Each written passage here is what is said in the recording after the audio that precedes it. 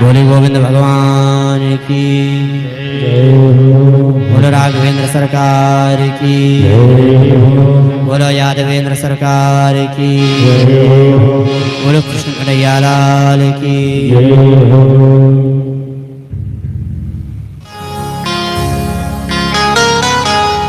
परम मंगलमय करुणा वरुणालय श्री कृष्ण चंद्र लाल ठाकुर जी महाराज की वांग्मय मूर्ति श्रीमद् भागवत महापुराण को नमन करते, श्री भगवान शिव को नमन करते हुए, गुरु भगवान को नमन करते हुए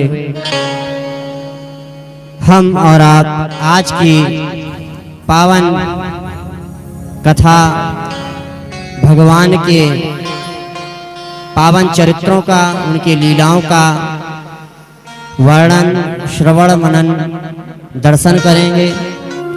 भगवान की पावन कथा को श्रवण करें उससे पूर्व भगवान के नाम का 2 बार नाम संकीर्तन,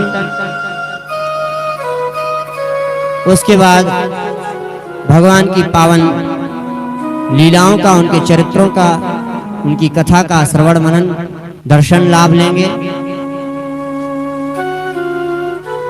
हे मुरलीधर हे नटनागर कृष्ण मुरारे हे नंद लाला, हे मुरलीधर हे नटनागर कृष्ण मुरारे हे नंद लाला, हे मुरलीधर हे नटनागर कृष्ण मुरारे बोले गए क्या बनते सुन कर, भूले गए क्या बनते सुन कर, भूले गए क्या बनते सुन कर, भूले गए क्या बनते सुन कर, हे नटनागर हे मुरलीधर हे मुरलीधर हे नटनागर कृष्ण मुरारे हे नंद लाला, हे मुरलीधर हे नटनागर कृष्ण मुरारे हे नंद लाला।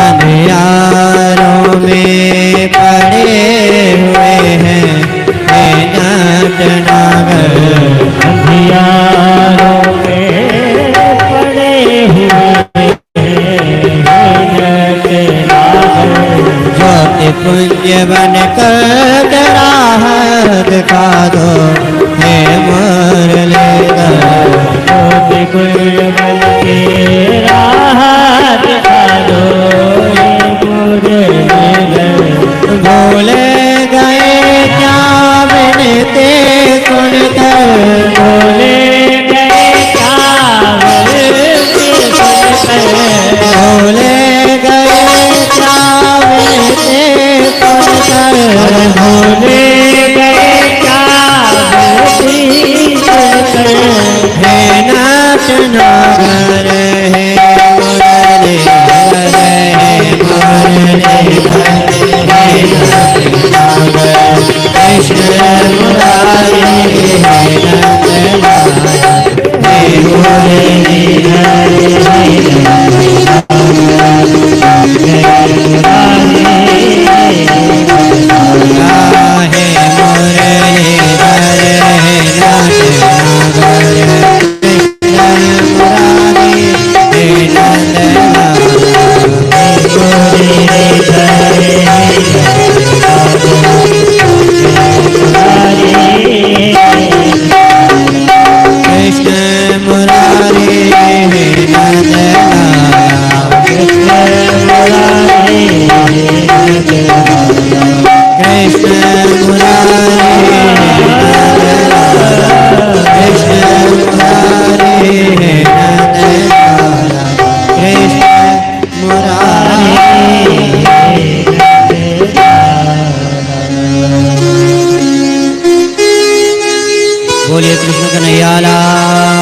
की जय। बोलो राधा रानी सरकार की जय। बोलो राघवेंद्र सरकार की। कल परीक्षित जी हम और आप भगवान के पावन जन्मोत्सव की कथा श्रवण कर रहे थे। जिन नंद बाबा के यहाँ पर इतने समय से लाला नाई भयो, ताई के घर में आज लाला की बधाई है नहीं है। नंद स्वात्मजम उत्पन्ने जाता हलादो महामनाः आहूह विप्रान् वेद ज्ञान स्नातः सुचिरलं कृता। आज नंद महाराज के यहाँ पर उनका आत्मज उनके पुत्र की उत्पत्ति हुई तो नंद बाबा तो बड़े मगन हैं। उन्होंने आज वेद वेदज्ञ ब्राह्मणों को बुलाया। धेनु नाम न्यूते प्रादाद विप्रेभ्या समलंकृते तिलाद्रीन सप्तरत्नौघात सात कौंभा मरम व्रतान। आज उन्होंने भैया सोने की जड़ी हुई सींगे, बढ़िया चांदी के लगे हुए खुर,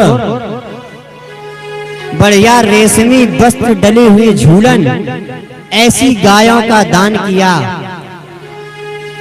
तो का परीक्षित जी बिना दूध वाली दही नहीं, इतना दूध देती थी कि उनके यहाँ पर 4-4 बाल्टियां एक एक गाय से भर जाती थी। इतना दूध देने वाली गाय,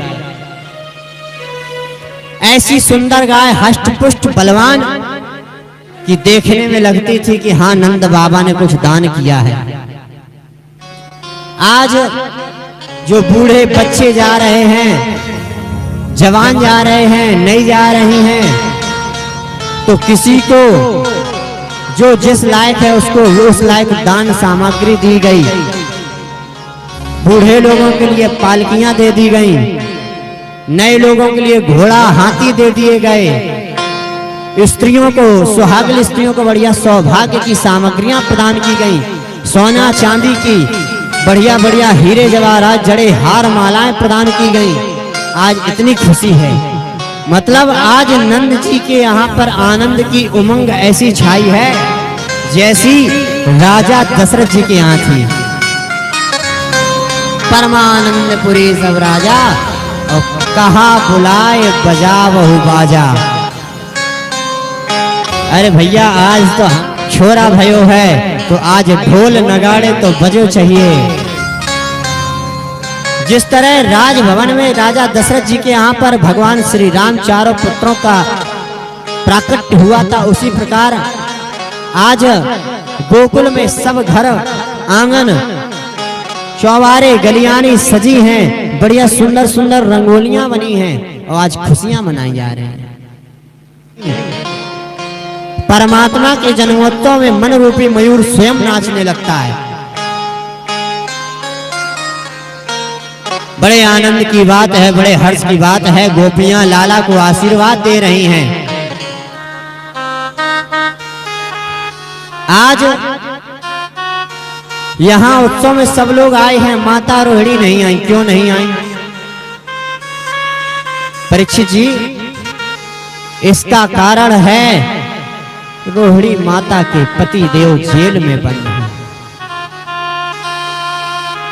कौन? वसुदेव जी महाराज। शास्त्र ऐसा कहते हैं कि यदि पति के जीवन में संकट आवे तो पत्नी ज्यादा सज धज कर किसी उत्सव में सम्मिलित नहीं होना चाहिए। ये प्रोत्साहित भर्तृका स्त्री का लक्षण है। माता रोहिणी अपने कक्ष में बैठी हैं और खिड़की से कृष्ण भगवान के जन्मोत्सव देख रही हैं और रोती भी हैं। लेकिन लाला का जन्मोत्सव मनते मनते 6 दिन पूरे हो गए तो यशोदा जी ने नंद जी से कहा, क्यों जी सब लोग नाच रहे हैं, गाए रहे हैं, आनंद मनाए रहे हैं, लेकिन रोहिणी जी क्यों नहीं आ रही हैं? हमें अच्छा नहीं लग रहा है, रोहिणी दीदी को लेकर आइए। अगर आपके परिवार में खुशियां मनाई जाती हो और कोई एक व्यक्ति किसी कारणवश उदास बैठा रहे तो अच्छा लगेगा? कभी नहीं लगेगा। यशोदा मैया को भी अच्छा नहीं लग रहा। नंद यशोदा दोनों गए और रोहिणी माता से बोले, आप क्यों नहीं चल रही हैं? रोहिणी बोली, आप लोग मनाओ, मेरो यहीं से आशीर्वाद है, क्योंकि अपने पति जेल में बंद हैं, तो माता श्रृंगार करके उत्सव में कैसे आवे? संकोच लग रहा है, इसलिए मैं नहीं जा पा रही हूँ। रोहिणी चा महाभागा नंद गोपाभिनंदिता व्यचरद दिव्यवासा कृष्ण कंठाभरणभूषिता।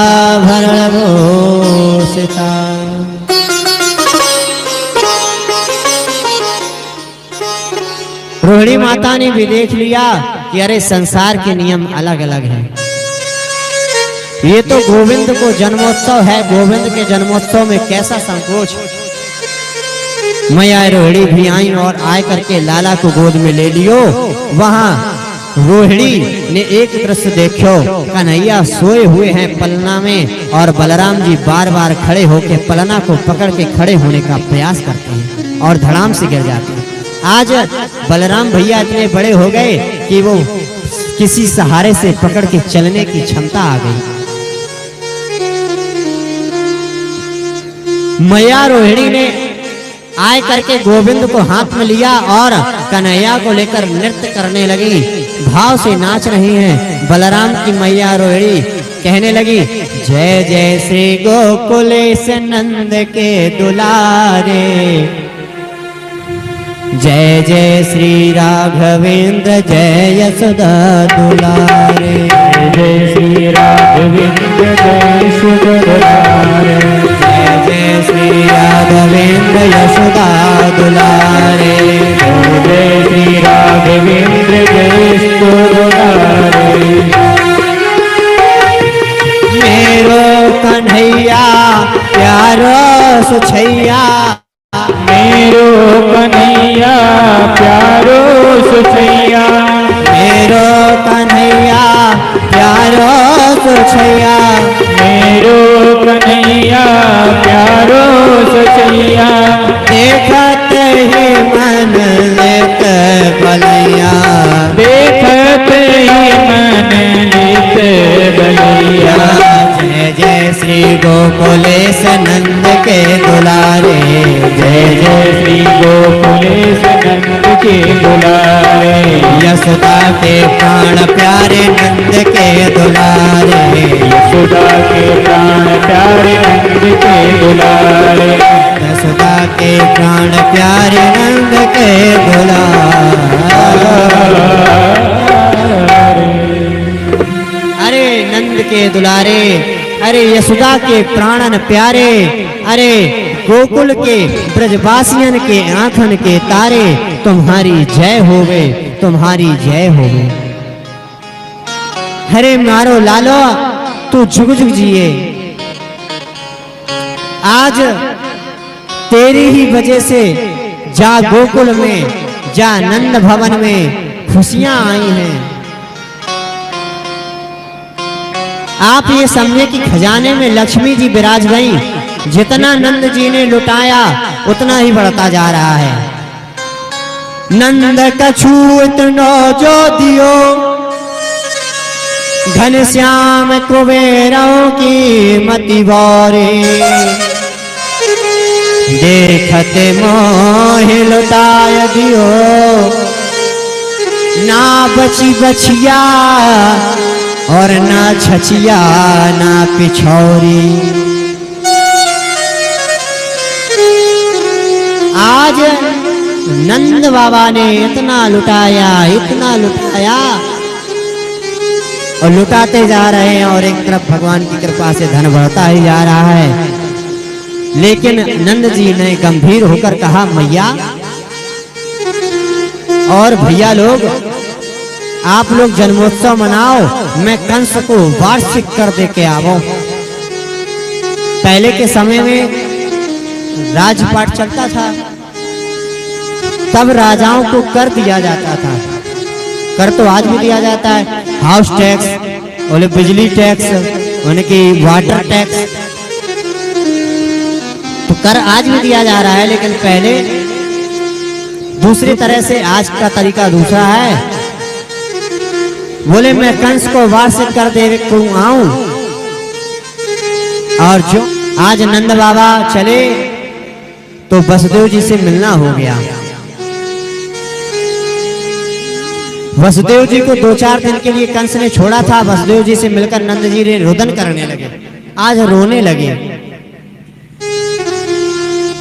देखो, मित्र वह है जो मित्र से मिलकर अपना कष्ट न बतावे, मित्र के कष्ट को पूछे। परम मित्र वही है, सच्चा हितैषी वही है जो अपने मित्र के सुख दुख को पूछे, अपनी बातें लेकर न बैठ जावे। तो आज नंद बाबा क्या कह रहे हैं? अहो ते देव के पुत्रा कंसेन बहवो हता, एका वसिष्ठा वरदा कन्या सापि दिवंगता। यूं तो कंस ने आपके सभी पुत्रों का वध कर दिया, परंतु उस दुष्ट कंस ने जो एक कन्या बची थी उसको भी मारना चाहा। वो भी कन्या बची तो स्वर्ग में चली गई, और यह सब सुनकर मोह को बड़ा कष्ट भयो। अरे वसुदेव जी, बस इतना कह सकते हैं कि मन को छोटा करने से क्या फायदा है। आज वसुदेव जी कहते हैं कि नंद बाबा, बस ये समझो कि एक जो आपका पुत्र है वह मेरा पुत्र आपके घर है ही। मैं छोटे वाले पुत्र को अपना ही पुत्र मान लूंगा। दोनों मिलकर बहुत प्रसन्न हुए। ये है सच्ची मित्रता, जो दूसरे के कष्ट को मिटाने के हेतु, कम करने के हेतु प्रयत्न कर सके। वैसे कहा जाता है कि को न काऊ सुख दुख कर दाता, निज कृत कर्म भोग शब भ्राता। वैसे कोई किसी को दुख और कोई किसी को सुख नहीं प्रदान करता। व्यक्ति अपने ही कर्मों से सुख प्राप्त करता है और अपने ही कर्मों के द्वारा दुखों का उपभोग करता है। जैसे जिसके कर्म होते हैं वैसे ही वो सुख दुख का उपभोग करता है। इधर कंस ने रात्रि में आपातकालीन सभा बुलाई और सभा बुलाकर अपने सैनिकों से कहा कि मेरे शत्रु कृष्ण ने जन्म ले लिया है, क्योंकि मुझे वह योग माया कह के गई है। आकाशवाणी हुई है कि अरे तू मुझे क्या मारता है, तुझे मारने वाला तो जन्म ले चुका है। आज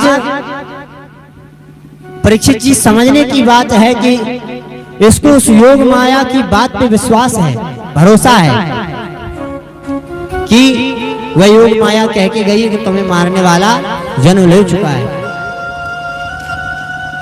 मतलब मृत्यु तो सुनिश्चित हो गई,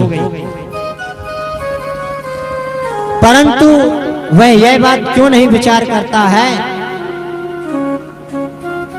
कि जिसके द्वारा मेरी मृत्यु होनी है, जो अटल सत्य है, जिसे ठुकराया नहीं जा सकता, तो अपने आप को इतना बड़भागी, इतना पवित्र, इतना सुपात्र बना लूं कि उनकी कृपा मुझे प्राप्त हो जाए। परंतु नहीं, वह उद्दंडता करता चला जा रहा है, पाप कर्म करता चला जा रहा है।